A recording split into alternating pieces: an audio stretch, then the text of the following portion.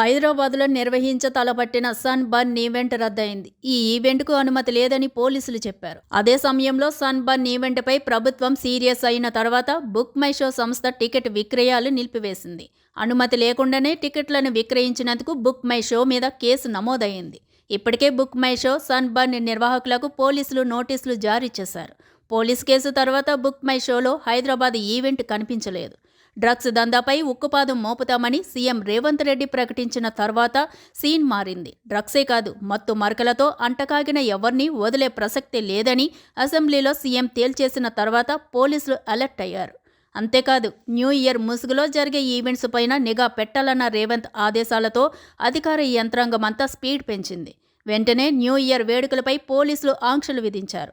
టికెట్లు అమ్మి ఈవెంట్లు నిర్వహించే సన్బర్న్, బుక్ మై షో వంటి సంస్థలకు పోలీస్ శాఖ అనుమతి తప్పనిసరని సైబరాబాద్ సిపి మహంతి తేల్చారు.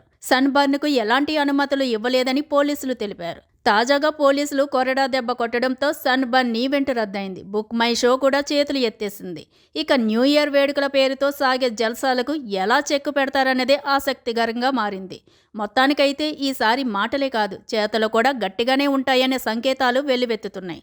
దీంతో ఈవెంట్ మేనేజ్మెంట్ సంస్థలతో పాటు రంగేలీ రాజాలు కూడా ఒళ్ళు దగ్గర పెట్టుకోవాల్సిన పరిస్థితి.